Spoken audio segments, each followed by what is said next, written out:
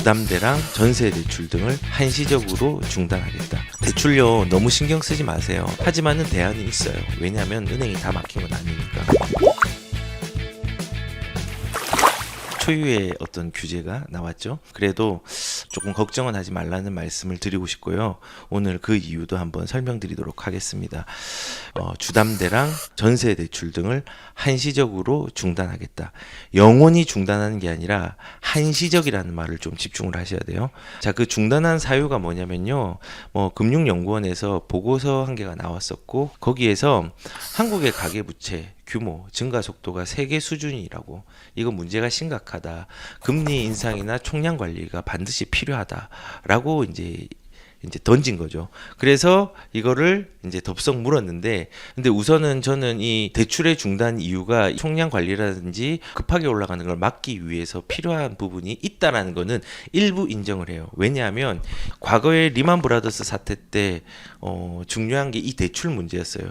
예전에는 기업만 대출을 하다가 개인한테 확대가 되고 개인의 신용을 봐야 되는데, 그리고 갚을 능력을 봐야 되는데 그걸 보지 않고 그냥 무지하기로 빌려주고, 그리고 검증도 하지 않았어요. 계집 이름으로 이제 서류를 냈는데 그 서류도 크로스 체크도 안 하고 하니까는 대출이 또 된 거예요. 그런 정도로 대출에 대한 부분들이 심각하게 남발이 되었기 때문에 리만 브라더스 사태가 일어났고, 그것도 대출 총량을 조율하지 못해가지고 그게 세계적인 어떤 금융위기로 다가온 거잖아요. 그런 의미에서 보면 대출 총량에 대한 조절은 필요는 합니다. 근데 지금 관리 잘하고 있어요. 왜냐하면 15억 이상 대출 막았죠. 그 다음에 9억 이상 넘어가면은 9억이 넘어간 부분에 대해서는 20%밖에 이제 투기과열지구 대출이 안 되죠. 그 다음 9억 이하는 40%밖에 대출이 안 되죠. 투기과열지구에서 조정 대상적인 50%. 이렇게 되죠. 그리고 뭐 분양을 한다고 하더라도 지금 9억이 넘어가면은 중도금 대출이 전혀 안 되죠. 집단 대출이 안 된단 말이에요. 지금 어느 정도 하고 있는 거예요, 지금. 최선을 다해서 하고, 물론 부작용이 있기 때문에 이것도 완화가 돼야 되긴 하지만요. 규제가 되고 있어요.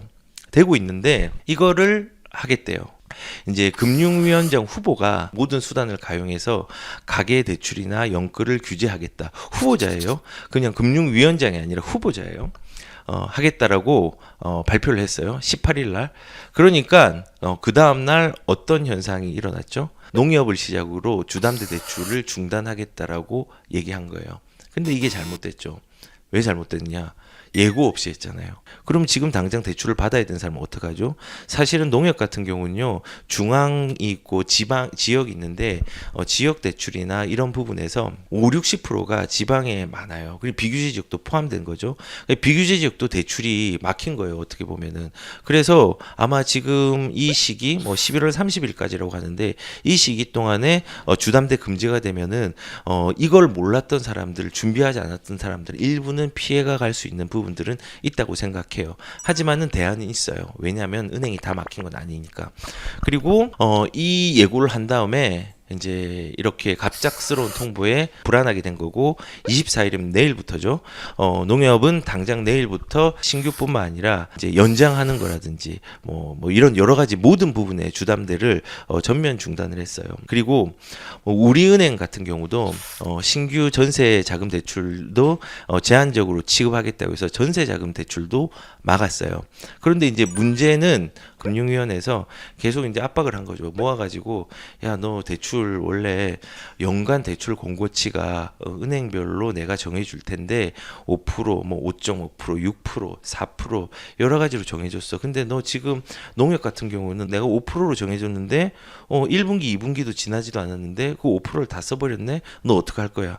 이렇게 어떻게 보면은 협박을 한 거죠. 어떻게 보면은 조절해라, 위험하다. 그래서 이게 시발이 되어서 농협이라든지 이런 부분에서 대출이 주담대가 금지가 되는 게 내일부터 시작이 되고, 그 다음에 우리은행까지 됐는데, 비단 이 부분들이 농협하고 우리은행까지만 미치는 게 아니라 최근에 대출 중단 조치들이 농협 같은 경우는 신규로 되는 주담대, 그 다음에 우리은행은 전세 대출, 그 다음에 SC 이제 제일은행 같은 경우는 주택 담보 대출 일부가 중단이 됐고요.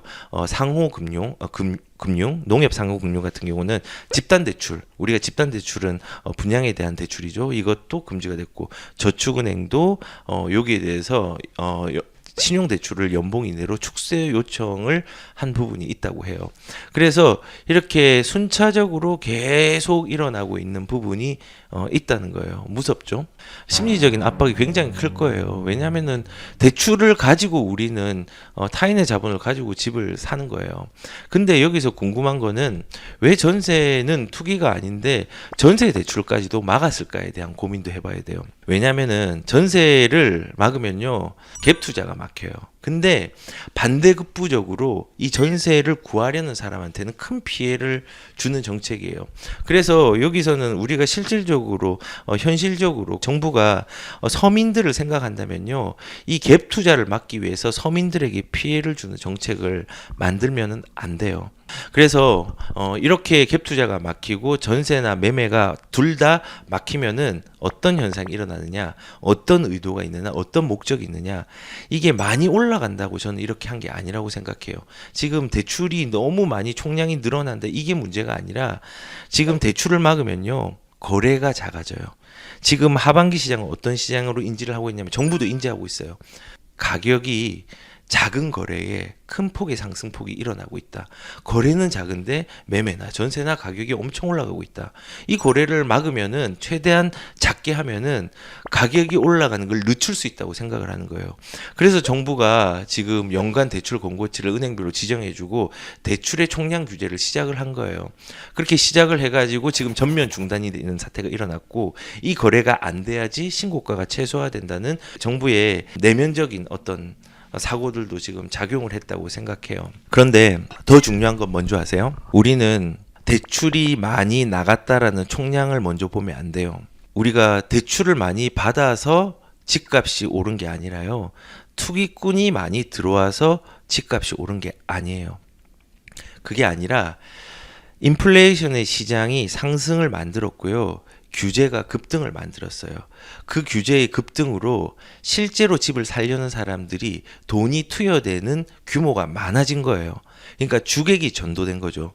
어떤 탓을 하냐면요. 대출 많이 해가지고 쉽게 접근할 수 있으니까 집을 산다라고 생각을 하고 그게 가격을 올린다고 생각하는데 아니에요. 거꾸로 됐어요. 상승과 급등이 결합을 해서 가격이 올랐고 그 오른 걸로 우리들이 생존하기 위해서 과도하게 대출을 좀 받을 만큼 집을 살려고 노력을 하는 거예요. 그래서 지금 집값이 이제 대출이 많이 늘어난 거죠. 근데 다시 한번 말하지만요. 우리가 총량보다 오히려 더 중요하게 여겨야 되는 게 연체율이 증가되는지에 대한 부분을 봐야 돼요. 보시면요. 연체율은요. 2012년도, 13년도, 14년, 15년, 16년, 17년, 18년, 19년 계속 줄어들고 있었어요. 계속 줄어들고 있었어요. 연체율이 오히려 낮아서 재정의 안정성들이 확보되고 있는 상황이에요. 그리고 가끔씩 오를 수 있죠. 2021년 5월에 연체율 0.32% 두 달째 연체율이 상승하고 있다. 상승을 했죠. 그런데 6월에 은행 연체율 0.25 3개월 만에 다시 역대 최저. 결국은요 이 그래프를 보면요 2018년부터 올라가다가 계속적으로 우하향하고 있어요. 그래서 가계와 기업의 대출 연체율이 모두 내렸어요. 그런데 이거보다는 우선 투기꾼에 대한 프레임을 씌워가지고 대출을 많이 해주면 집을 많이 산다, 집 사면 안 된다라는 걸로 접근을 하는 거죠. 잘못된 거죠.